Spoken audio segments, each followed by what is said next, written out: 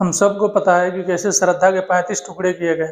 35 टुकड़े करने के बाद उसके टुकड़ों को अलग इलाकों में फेंक दिया गया, लेकिन किसी को इस बात की कानो-कान खबर नहीं लगी।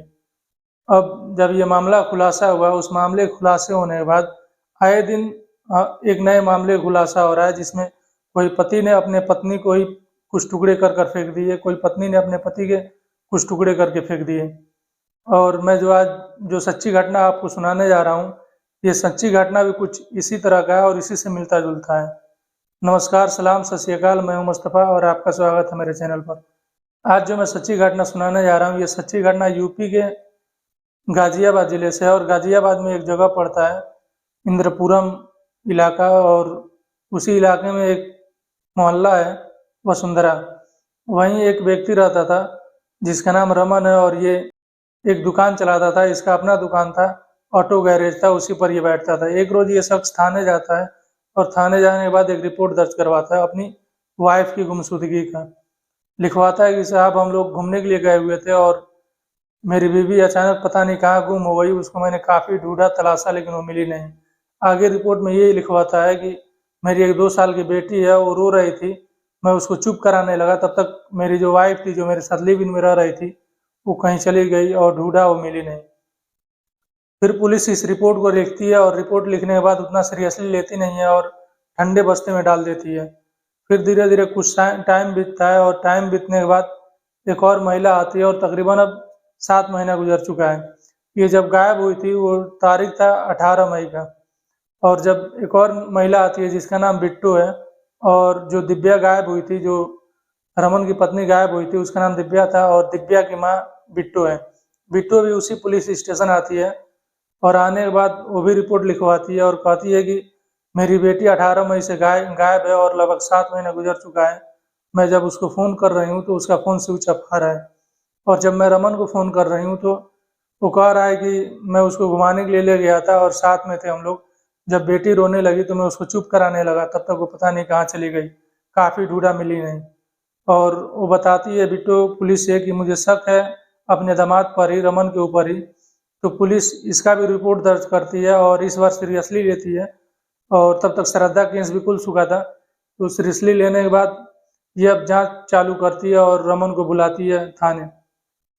रमन थाने आता है, उससे पूछताछ होती है। पूछताछ में रमन से पूछा जाता है कि कहाँ गए थे घूमने, तो पुलिस को कुछ सही तरीके से जवाब नहीं दे पा रहा था, घुमा रहा था और पुलिस को इधर उधर के बातें में बहका रहा था। फिर पुलिस को जब उससे शक होता है तो उसको पुलिस सख्ती करती है और सख्ती से पूछताछ करती है। तो जब सख्ती पुलिस करती है तो वो टूट जाता है और जो सच्ची कहानी थी उस कहानी को पुलिस से बताता है। जो कहानी सुनाता है, ये कहानी कुछ यूँ है कि ये लोग 2018 में मिले थे एक शादी समारोह में, रमन और दिव्या। और मिलने के बाद उसी टाइम ये लोग फेसबुक फ्रेंड हो गए और एक दूसरे से बातें करने लगे। फिर अब 2019 आ जाता है। 2019 में 1 जनवरी के दिन दिव्या और रमन एक दूसरे से मिलते हैं और उस दिन जश्न मनाया जाता है। 1 जनवरी की पार्टी मनाई जाती है और पार्टी मनाने के बाद ये लोग गाजियाबाद में एक फ्लैट ले लेते हैं और उस फ्लैट में ये लोग साथ में रहने लगते हैं, लिव इन में।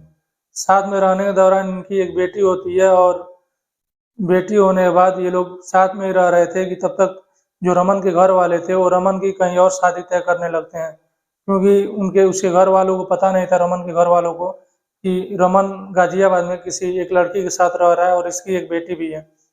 घर वाले शादी तय कर देते हैं। रमन घर आता है, घर पे आने के बाद शादी कर लेता है। शादी करने के बाद ये गाजियाबाद जाता है, तो कुछ दिन अब गाजियाबाद में रह रहा है और कुछ दिन घर आ जा रहा है।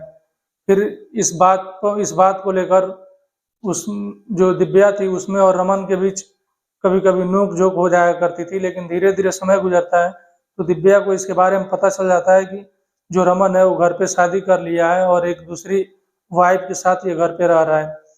अब इस बात को जब जानकारी दिव्या को इस बात को, तो अब हर दिन आए दिन दिव्या और रमन के बीच झगड़ा होने लगा। झगड़ा इतना ज़्यादा बढ़ गया कि जो रमन था वो परेशान होने लगा इन सब चीज़ों से, और अब दिव्या से छुटकारा पाने के लिए रास्ता तलाशने लगा कि इससे छुटकारा कैसे पाया जाए। एक दिन इसने प्लान बनाया शिमला घूमने का और दिव्या से बताया कि हम लोग को चलना है शिमला घूमने, और वो तारीख तय किया 18 मई का, जिस दिन श्रद्धा का मर्डर हुआ था उसी दिन। और 18 मई को ये लोग जाते हैं शिमला घूमने। शिमला घूमते हैं, इसकी बेटी भी साथ में थी। तब उसकी उम्र तकरीबन बेटी की 2 साल हो चुकी थी और 2022 की ये बात है और 2019 से ये लोग साथ में रह रहे थे। तो 18 मई को ये लोग जाते हैं वहाँ शिमला घूमते हैं। घूमने के बाद ये लोग कुल्लू जाते हैं और कुल्लू में एक जगह रमन गाड़ी रोकता है और गाड़ी से नीचे उतरता है। गाड़ी से नीचे उतरने के बाद अपने अगल-बगल में इधर-उधर देखता है, कोई आ तो नहीं रहा है। जब उसे लगा कि कोई नहीं आ रहा है और सुनसान इलाका है, तो गाड़ी के अंदर फिर जाता है और गाड़ी में जाने के बाद जो उसकी पत्नी थी दिव्या, उसका उसी के दुपट्टे से उसका गला घोट देता है। उसका गला घोटने के बाद जब उसकी मौत हो जाती है और इसको लगता है कि अब दिव्या मर चुकी है, तो फिर ये गाड़ी से नीचे उतरता है और फिर अपने अगल-बगल में देखता है कोई नहीं है।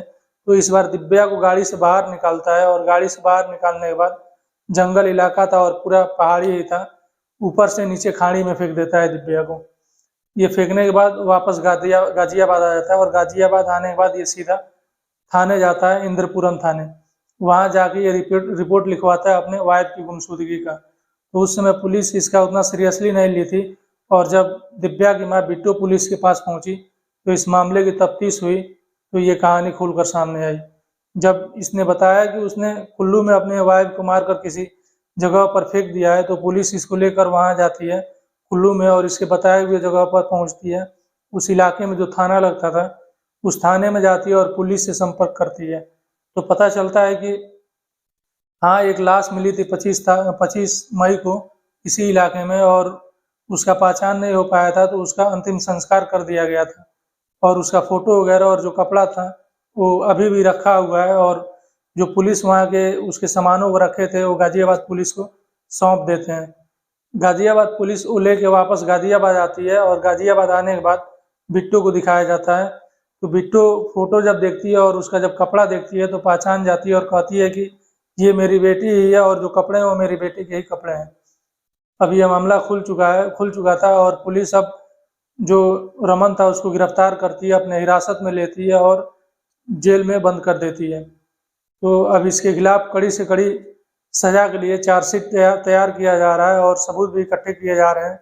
जो रमन का कार था, बलेनो कार था जिसमें दिव्या को लेकर गया था शिमला घुमाने के लिए, उस कार को भी पुलिस जब्त कर लिया और उस कार को भी लैब में भेज दिया गया है कि शायद उसमें से कोई ऐसा सुराग मिल जाए, कोई सबूत मिल जाए जिससे पता चले कि हाँ किसी ने ही कत्ल किया है। तो उस कार की भी तफ्तीश चल रही है और पुलिस और भी सबूत इकट्ठा करने में जुटी हुई है ताकि इसको कड़ी से कड़ी सजा दिलाई जा सके। तो ये थी आज की एक सच्ची घटना जो श्रद्धा के जो केस था उससे मिलता जुलता केस है और ये भी, और जिस दिन श्रद्धा को मारा गया उसी दिन इसको भी मारा गया, यानी दिव्या को भी। तो आज की ये सच्ची घटना आपको कैसी लगी कमेंट बॉक्स में ज़रूर बताइएगा और आपसे रिक्वेस्ट है कि आप हमें सपोर्ट कीजिए और हमारे वीडियो को लाइक कीजिए, शेयर कीजिए और चैनल को सब्सक्राइब करना मत भूलिएगा।